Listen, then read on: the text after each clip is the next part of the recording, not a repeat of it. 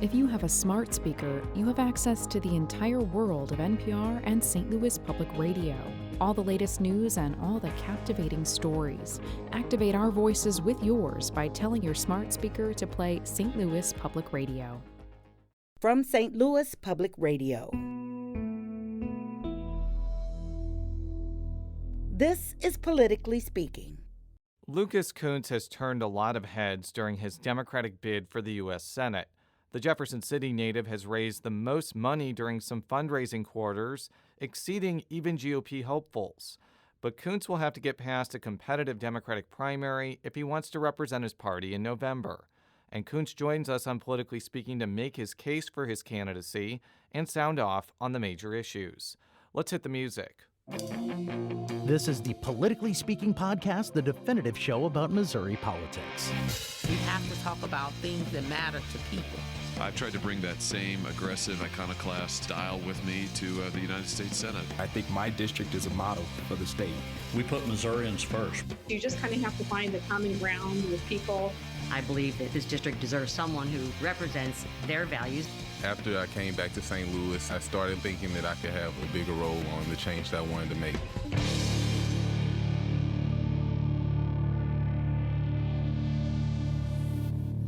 And welcome to Politically Speaking. I'm your host, St. Louis Public Radio political correspondent Jason Rosenbaum. Once again, joining me in studio here in St. Louis, she is St. Louis Public Radio State House and Politics reporter. We're going to make this a habit. Sarah Kellogg. I sure hope so. These podcasts are better when we're all together and not chained to technology.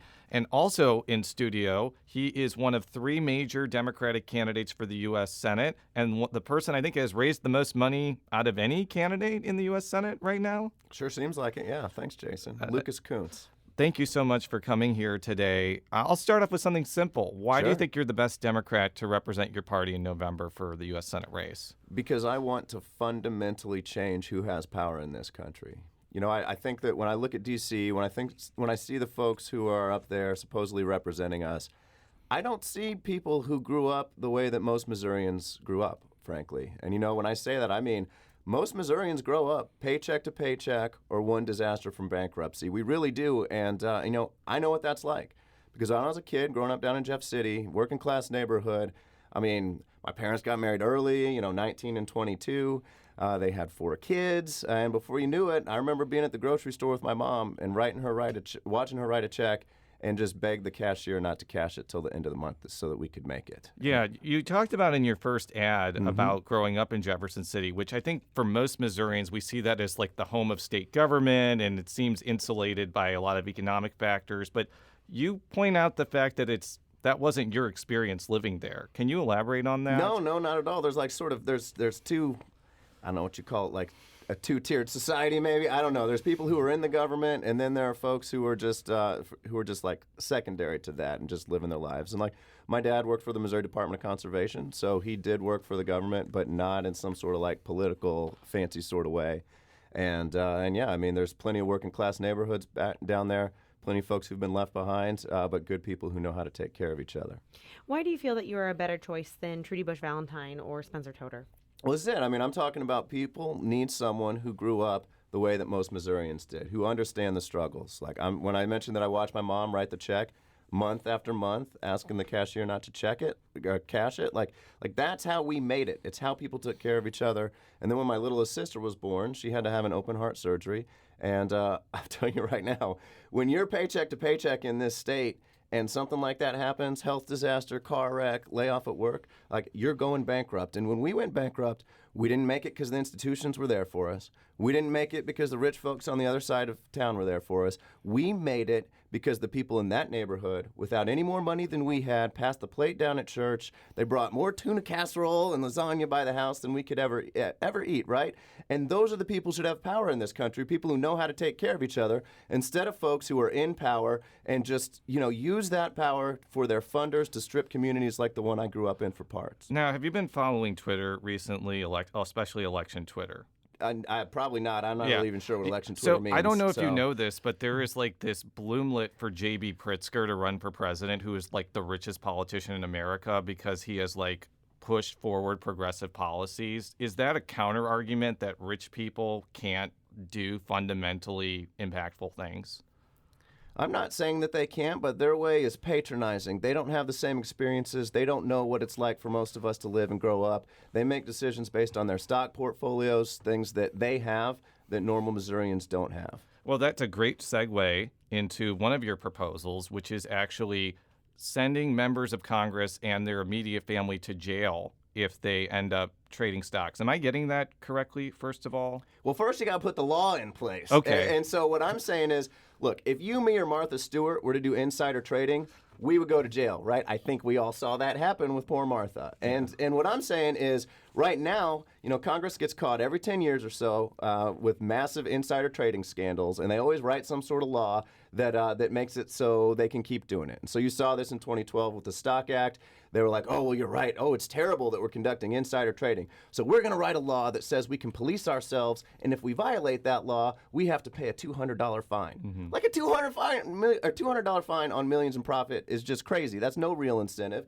And so, last fall, they all got busted again for insider trading. And here's the thing, when I signed up to join the Marine Corps, I signed up to serve my own community. I did 13 years. I went to Iraq and Afghanistan. I led arms control negotiations with NATO and Russia out of the Pentagon. When I signed up, that was about service. It was about actually serving folks and making a difference, right? It was about service. Service should mean sacrifice. And for all of us who went out there and risked our lives to serve our country for not that big of a paycheck, it's absolutely unbelievable that members of Congress feel like they need to own stocks. They need to make make decisions based on their stock portfolios. They need to conduct insider trading in order to feel happy as a member of Congress. Like, if we want to build trust back in our institutions, trust back and by the American people and for Missourians, we should have things like members of Congress not owning stocks. Now, I totally understand members of Congress not owning stocks. That seems self-evident. But you also said, their immediate family, i.e., their husbands or wives couldn't trade stocks, or they'll go to jail too. Can you explain why that would be the case? Because on the one hand, I guess I kind of understand it, because that could be a loophole. They could be doing all this insider trading. It could be a loophole. Are you kidding me? These are shared assets. Of course it's a loophole. They're just going to put all the stocks in their spouse's name. It's the same with this idea. Now they're all talking about, oh, well, I can just put my stocks into a blind trust, and there won't be a problem with that. But I'm telling you right now, Mitt Romney said back in the 90s, he said a blind trust is a farce back before he was a member of Congress. You know what's in it. Joe Manchin's privately held coal company is in a blind trust. Do you think that has somehow made him forget where his money comes from? No, I think the reason I asked that question, though, is it's very possible that a member of Congress's spouse may have a completely separate career from the member of Congress, and to force them to give up their separate career because their spouse is running for Congress, I don't know. I have a little bit of an issue with that, even though you made some good points there. Can you address that point? Yeah, absolutely. This is about rebuilding trust in democracy and in our government so that we can actually accomplish things for people. If you're going to be a member of Congress, there should be some amount of sacrifice there. If you can't get by on the salary, then that's too bad. I have no savings and I'm fine, or I have no personal wealth and I'm fine going there and living off the salary, right? And again, we talk about hardship. How many people join the military and have their spouse move around with them and they can't get a job wherever they go, right? It's absolutely the truth. Military spouses have a very hard time. I've seen that personally. And again, it's about sacrifice. If you want to represent the people of your state, you should only represent them, not a stock portfolio. Period. Full stop. You've spent a lot of your time going after former Governor Eric Greitens, who is leading most public opinion polls. But let's say the nominee is Eric Schmidt or Vicky Hartzler or Billy Long. Why do you think you're the candidate to bridge together the urban-rural suburban coalition needed to win in November? Again, I am the only person here who knows what it's like to be an everyday Missourian, who has spent a lifetime of service to my country and to my state. I joined the United States Marine Corps to serve the people that took care of me as a kid. I did 13 years. I deployed on a police training team to Iraq, running convoy missions, training up Iraqi police, dodging IEDs, trying to keep everybody safe and bring us all home. I learned Pashto. I went to Afghanistan twice.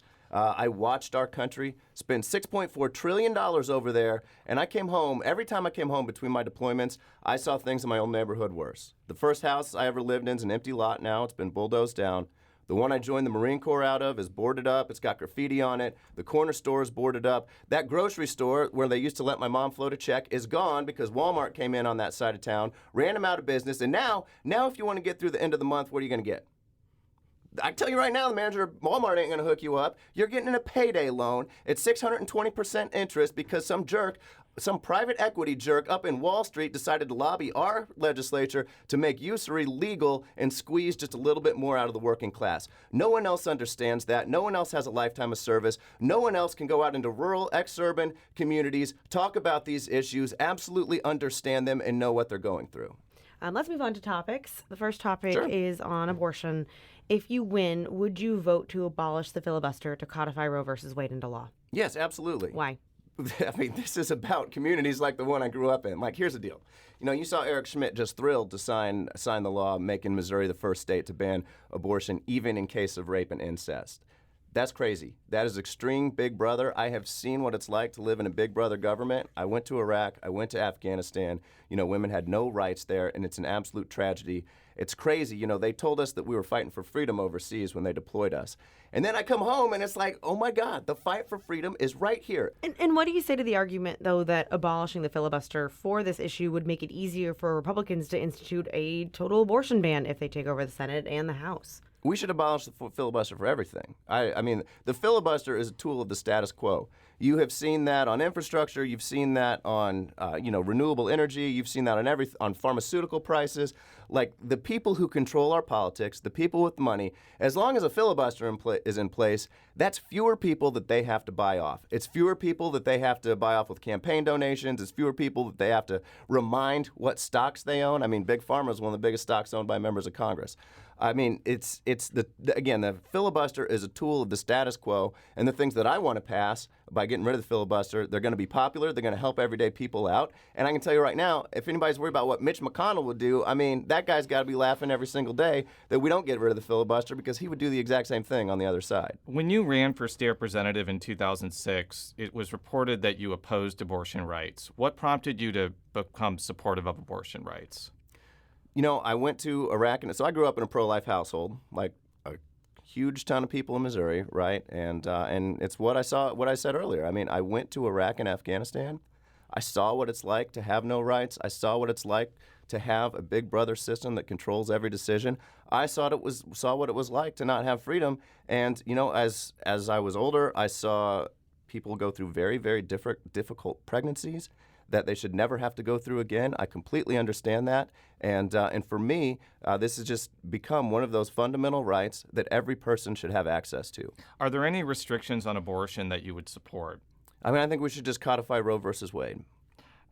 What would you say to a voter who may agree with your economic or foreign policy message, but find abortion to be morally wrong and will vote against you because of this issue? Have you encountered that on the campaign trail?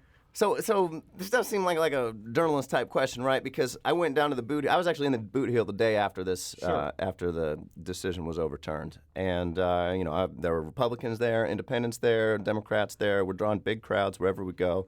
We actually just had a big one in St. Joe, over 100 people out in St. Joe to come see the campaign, and frankly, people don't like this type of Big Brother government. Mm-hmm. Like they think that these restrictions are way too extreme.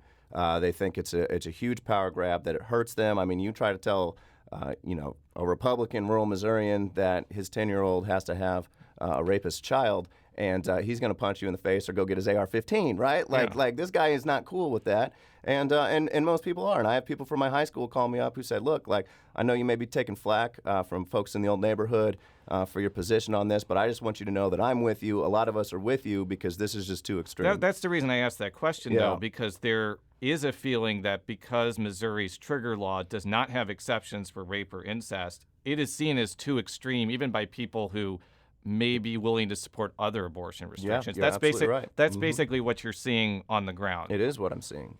Let's move on to the topic of gun control. Would you have voted for the legislative package that, among other things, increases funding for red flag laws and mental health treatment? You're talking about the package that just went through? Yes. Yeah, I mean, I would have voted for that, but that one doesn't. That package doesn't go far enough. I mean, it doesn't do the fundamental things that everybody wants. Like, when I go around Missouri, gun owners, non-gun owners, Republicans, Democrats, Independents, they all want the same thing, right? And that's to keep these weapons out of the hands of criminals, teenagers, and terrorists. That's what they want. and, real expanded background checks, which this doesn't have, real red flag protections, which this doesn't have. This has incentives for red flag protections, right? These are the things that people want. They want an age limit on who can get these weapons. And I mean, if anyone knows what it's like to give an 18-year-old a weapon, it's us in the United States Marine Corps, right? I mean, we give 18-year-olds weapons every single year, and I can tell you right now, they go through a real mental background check, they go through a references check, they go through a criminal background check that includes juvenile stuff, and then when they come into the Marine Corps, we don't just give them a weapon and a pile of ammunition. We go through safety, we go through training, and we observe them when they first have it so that they can be safe. So they should be 21 to buy a gun. You support raising the age limit from 18 to 21. I support raising the age limit. There is a world in which if you got the right amount of training and the right amount of observation, then I could go lower with that. It's not like I'm not going to be draconian about this, but we need things that keep the weapons out of people who are going to be unsafe. That kind of, segues into our follow-up question, which is, why should people be able to join the military at 18 but not buy a gun until 21? So you're saying under the right training, you could see that being 18, but have to go through... Yeah, I mean, I'm just talking about what it's like to join the military and get a gun. Like, when you join the military on day one, you aren't suddenly a full up and down Marine who gets all access privilege and everything, right? Like, there is a period of training, acclimatization, and everything else that you go through. So I've been asking all the candidates this question, and it may seem counterintuitive, but just hear me out while I ask this question. Okay. There's been some suggestion that the reason why we have these mass shootings is because of a poor mental health infrastructure. And I've heard the insinuation that people with specific mental health or disabilities should not be able to own guns. But as the father of somebody with, like, an IEP, I really bristle at the idea that my son's fundamental rights are less than people that don't have a disability. And disability rights activists have really pushed back against this idea that people with mental health issues disabilities are inherently dangerous. So I'd like you to talk about that issue, because I think that there's been some pushback against this idea that the reason we're seeing these mass shootings in Buffalo or Uvalde or in Highland Park is because mental health, basically. What do you think about that? Well, I think what we're looking here when we're talking about expanded background checks and red flag protections is you are looking for people who are considered a danger to themselves or to others, right? And you can have someone analyze that. We do that all the time with whether or not you're going to be institutionalized or not. Like, this decision is made very frequently in America. And so someone who's a danger to themselves or to others, we should make sure that they can't get a weapon that they can kill themselves with or hurt a lot of other people with. So it should be an individualized basis. You would not say somebody who has, let's just say, autism or bipolar disorder shouldn't be able to buy a gun if there's no nexus with violence, basically. Yeah, I mean, I think that, like, this is America. I don't want to take blanket rights away from anybody. But again, like, the focus here is if you're a danger to yourself or others, then we need to intervene both for you and for other people. Now, it's a similar question to the abortion one. Like, there is a perception that people maybe in outstate Missouri are not going to support any restrictions on guns. Are you finding that when you're on the campaign trail? No, man, that's nuts. I mean, I'm a gun owner. I've been out there. We've done stuff with people, and here's the thing. Like, everyday Missourians, Republican, Democrat, Independent, gun owner, non-gun owner, they all want the same thing. They want to keep them out of the hands of criminals and terrorists and teenagers. They want to make sure that they still, that they can feel safe in the community, and the expanded background checks, red flag protections, and an age limit. Those are the things that people want. We'll be right back after this quick break with Lucas Kunce, a Democratic contender for the U.S. Senate.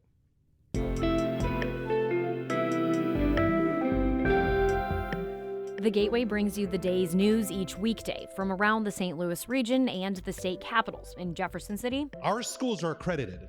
We don't need this bill. And Springfield. How many more years must pass before lawmakers see time is of the essence? I'm Abby Larico. Join me each weekday for The Gateway on the STLPR app or wherever you get podcasts. And we're back on Politically Speaking with Lucas Kunce. He is a Democratic contender for the U.S. Senate in Missouri. We're going to move on to another issue that's top of mind right now, and that's inflation and gas prices. If you're a member of the U.S. Senate, what would you want to do to deal with the issue of inflation? I want to make stuff in America again. I mean, the reason we have inflation is because, look, anytime there's a chance to put money into the economy, we print money for Wall Street and we let them decide what to do with it. $120 billion a month during the pandemic we gave to Wall Street. And you know what they did with it? This is crazy. The private equity firms, they took that money, they went into our neighborhoods, and I hear about this from everyday people all the time. Mm-hmm. They bought out our housing stock in a search for yield and drove the price of housing up. So we essentially subsidized Wall Street to increase our housing to the point that we can't afford it. That's why we have inflation. We have inflation because we subsidize these companies to ship jobs overseas and make the supply chain so tight that when it finally pops, we can't get things here anymore, like semiconductors. Manufacturing plants shut down because of that, and then the price of goods goes up because the supply is insufficient. Like, what I want to do is invest in America and actually build things here again. And so that's inflation, but do you want me to talk about gas separately? Because I'm happy to talk about that. Okay. Yes, do you think there is anything Congress can do to lower gas prices, and if so, what should that be? Absolutely. There's two things we can do. The first is invest in the next generation of energy technology right here in America so we control our energy. Right now, our energy is controlled by a cartel of a couple of multinational corporations and tyrants. What I want to do is I want to cap oil profits at 5%. I want to make it so that if oil is drilled in America or gas, it has to stay in America. I want to take the excess profits. I want to invest it in the next generation of energy technology. And let's talk about jail. If anybody violates those laws, they're going to jail because they're wasting American resources and they're stealing from the taxpayer. If you're the nominee, it's almost a certainty that your GOP opponent will criticize you for embracing environmental policies that they say are driving up gas prices. What would you say in response to that? This isn't about environmental policies. This is about national security. You know, before I was running this race, I worked at a nonprofit after I got out of the Pentagon, and I wrote an article about the national security case for decarbonization. I used to go negotiate with NATO and Russia as a Marine out of the Pentagon, and I saw over and over again our NATO allies becoming more reliant on Russian gas and expecting the U.S. taxpayer to subsidize that cheap gas by sending more troops and equipment over to defend them against Vladimir Putin's modernized military that our Western allies were funding the creation and buildup of. And so what I want to do, and now what you see is Western Europe is looking at this situation. They're like, oh, we got to look for the next generation of energy because maybe buying Putin's gas wasn't such a good idea. And they're not looking to America. They are looking to China. And so my biggest worry here is, like, we got two options here. We can create a bunch of good union jobs in America. We can save the planet. We can control our energy future, or we can have more likelihood of conflict, not control it, and have a bunch of jobs disappear. And so, to me, it's a very clear answer. Moving on to a different topic, which is Ukraine. Would you have voted for providing Ukraine with $40 billion in humanitarian aid and military assistance? So this is the crazy thing. This isn't a different topic. Like, this is actually the same topic. And so, I'm fine with us giving aid to Ukraine, but the real issue here is, like, I don't want a forever war in Ukraine. Like, what I want is to actually defund Vladimir Putin, and the way we do that is by taking real measures against his funding. And his funding comes from Western European purchases of his gas. We need to use the power of the U.S. dollar to sanction those gas purchases so that we can defund him, and he actually has to come to the negotiating table and negotiate towards a real end state. I know how these guys work. I have sat across the table from Russian negotiators time after time again, all the way up to the deputy foreign minister. They're very realist about this, and we take away their funding, then they're going to come to the table and they're going to negotiate a conclusion. So what we need to do, again, is we need to sanction that gas, but then we don't need to just sanction it and let everybody turn to China for the next generation of energy. We need to invest in the next generation of energy here in America. We need to use the power of the government to do that, to fund it, so that we are in control of our own energy future and we don't replace, a couple of tyrants with another tyrant. Now, I just want to make clear, like, you would have voted for that package, or would you not have voted for it? Yeah, I would support aid to Ukraine, but, like, I don't want this to be forever aid to Ukraine. I don't want this to be a forever war. That doesn't benefit us. It doesn't benefit the communities in America that have been left behind, and it doesn't benefit the Ukrainians to just have their country blown up for a decade, right? Like, what we need to actually do here, and this is it, like, we can invest in our communities, we can invest in manufacturing here for the next generation of energy, and that actually helps Ukraine long-term much more than sending them Javelin missiles does. One of the counter arguments I've seen to not giving aid to Ukraine is that money spent overseas could be spent domestically in helping out our country. But isn't there an argument that, we can walk and chew gum at the same time? Well, what I see is a bunch of members of the House and Senate Armed Services Committee owning a lot of money in defense contractor stocks. I see them making decisions that are based on warfare, based on funding those stocks, based on the people who come into their office and talk to them. And that's generally defense contractors. Like, defense contractors have the power here rather than everyday Americans. And so the more that you focus on lethal aid and things like that, the less people are going to invest here. It's just the way that it works, when in fact the real solution to this is investment in our own communities. Like, that is it. The national security case for decarbonization is actually building out the next generation of energy here so that we can control energy and we can defund tyrants. And so, these members of Congress, they can't do, I would say they can't walk and chew gum at the same time, if that's your analogy, right? Like, they're going to listen to the people that fund their campaign. That's why we have to replace them. They're going to listen to the people who they own stocks in their companies. They do it time and time again. And if we have a minute, I'll give you a good example of that. Give your example. So the example is, so everybody here may remember the infrastructure bill, right? Yeah. And the way the infrastructure bill was first going to be funded was an increase in the corporate tax rate from 21% to 28%. Now, mind you, before recent cuts, the corporate tax rate was 35%. So we're not talking about even going back up to what we were at like 5 years ago.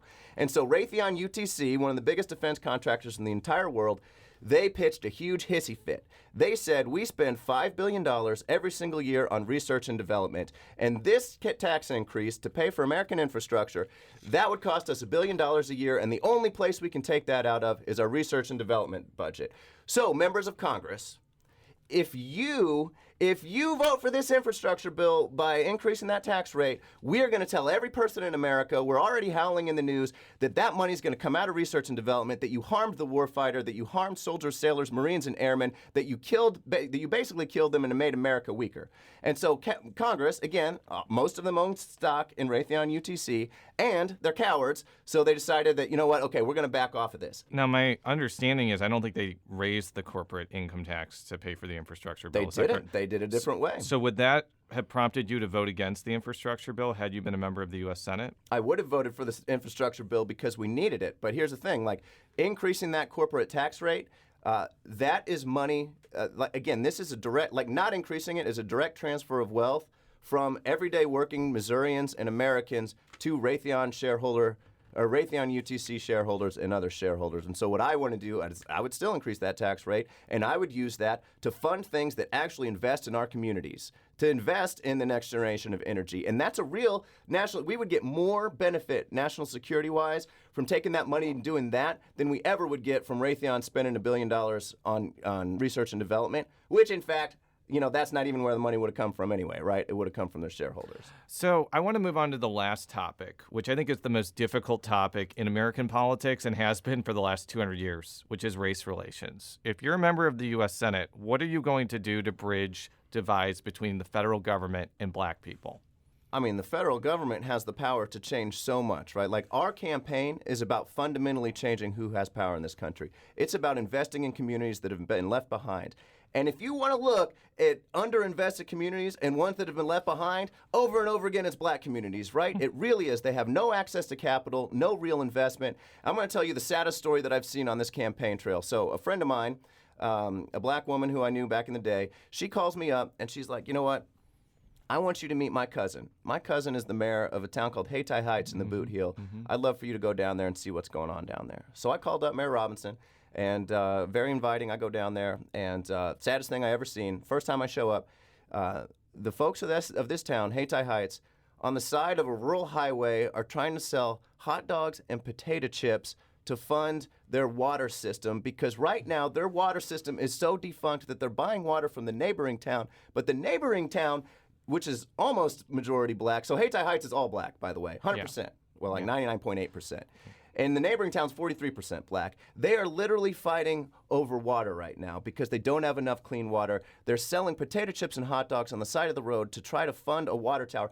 That's never going to happen, right? They are never going to get the money to do it that way. And then it gets even worse. I can't believe it got worse. So Mayor Robinson, when we're going through this thing, she's like, hey, sorry, we got to go check the pumps here real quick. I'm like, oh, check the pumps? What does that mean? Okay, let's check it out. And so we go over, I think it has to do with the water system, but it's actually the sewage system. They have 4 sewage pumps in the town, 2 of them are down, and so what they have to do is they have, I swear to God, it was like I was back in Iraq, right? Like they have these gas-powered, hand-cranked pumps, and so every 2 hours, she or someone in that town has to take a gas can, fill up the pumps at the sewage station, hand crank them, or the sewage overflows. And I asked her, well, how about the state on this? Where's the state on this? Yeah. And she says, oh, well, if I don't hand crank the pump and get it going and it overflows, then the state cares and they come and they fine us for creating an environmental situation. Wow. And so, this is, when I talk about taking infrastructure money away from working Americans to go to Raytheon UTC shareholders, this is what I'm talking about. Yeah. This is it. It's black communities getting left behind so fancy pants shareholders can get more money, and it's disgusting. Continue. So what are some policies that you would enact as a senator to address some of these problems that you're seeing?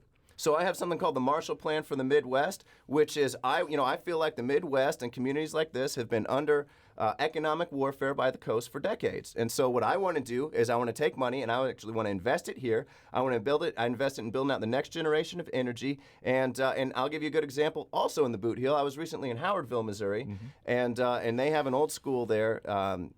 You want to talk about something wild? So after Brown versus Board education, 5 years afterwards, there was a school built as a desegregated school once that was illegal in Howardville. So there was an all-black school built in Howardville in 1958. So violating the law, it's now on the National Register of Historic Places because that's pretty crazy, right? And it remained a segregated school for 12 years. And so it's kind of fallen apart, and in that town, what they want to do is they're trying to get federal investment to create a community center out of that and create a solar bank to actually power it because they don't have enough money to fund the utilities for it, right? And it's a very impoverished community. And so what I want to talk about with the Marshall Plan for the Midwest is doing things like that, investing in that, and again, making it so that it's based in the next generation of energy technology so that we can move that forward and give people the energy and resources they need. And, a lot of these schools, they go to school 4 days a week because they can't afford the utility bills and the school buses. And this is the type of investment in these communities we need to make. We need to invest in early childhood education. We need to invest in universal pre-K. We need to invest in after-school programs. These are the type of investments where we are investing in people, we're investing in our economy, we're investing in black communities in a way that's good for everyone. And that's what the federal government should do. It should give people access to capital because that's what it's best at. First of all, I'm really glad you mentioned, black people living in rural Missouri, because sometimes I think people forget that they exist, ignorant people, first of all. I think that you hit on a point, though, that I've seen with my own eyes going around southeast Missouri. I've been to Charleston, which is also a heavily black community as well. And it seems emptied and hollowed out because there's not healthcare infrastructure there. The schools, as you mentioned, are open sometimes 4 days a week. And sometimes it's not easy for people to get there. Transportation plays a role. Yeah. So is your Marshall Plan for the Midwest pretty holistic where it would hit multiple sectors to try and build on this? Yep. And can you elaborate on that? Yeah, so the primary focus would be on building out renewable infrastructure, building out renewable manufacturing, and then updating all the existing infrastructure so that it's energy efficient. And so, this is something you can get on if you're a green person, if you're worried about national security, you want us to be energy independent. It's something you can get behind. If you hate your utility company and you think that they're a monopolist who's gouging you, which pretty much every Missourian thinks. And so there's that. It also needs an aspect of anti-monopoly, antitrust enforcement, because when you see the impact of monopolies on Missouri, it's outsized and it's incredible. One example is Missouri used to have the greatest number of hog farmers of any state in the entire country. Mm-hmm. In just one generation, 90% of them were knocked out of business by monopolist company, Premium Standard Farms, which was then purchased by Smithfield. And when Smithfield went to cash out on destroying a generation of Missouri's hog farmers, I went to a meeting in Palmyra, Missouri, had a bunch of farmers show up there. This is all they talked about. They went to the state legislature. They gave everybody $5,000 to change the law so that now 1% of Missouri farmland could be owned by foreign companies in order to allow Smithfield to sell themselves to China. And so where we used to have, and this is both in black and white communities, where you used to have local businesses, you used to have local farmers keep the money in the community, right? Their supply chain was local. They bought the feed locally. They bought the equipment locally. Their towns were actually able to stay up and exist. Now you have this great big vacuum cleaner sitting over the wealth of Missouri and just sucking it out. These people, they buy all of their supplies through a vertically integrated supply chain. It comes from out of state or overseas, and the wealth from Missouri land now leaves it. And it's one of the reasons that a lot of these black areas are hurting so bad, but also white areas across northern Missouri and other rural areas. Now, you mentioned before we press record, we're recording this on the 5th of July. You were in Ferguson yesterday for the 4th of July. Yes, that's right. And one of the things that I gleaned from covering the unrest after Michael Brown's death is there's obviously always a push for government to do more to, knock down systemic governmental barriers that were set up to oppress black people. But what other people have told me too, that it's not just government that needs changing, it's also individualized hearts and minds. Like, is this a government issue singularly, or does it also have to be a people issue where people need to change their perceptions about racism and racist structures? So the single biggest thing that, as a U.S. Senator, right, I'm focused on what the federal government can do. Right. And the single biggest thing that we can do is give communities that don't have access to capital, access to capital. Like full stop. And then the second biggest thing we can do is we can actually directly invest there as well. So that's, like I said before, universal pre-K, after-school programs, childhood, child care, things like that. And so, I don't know.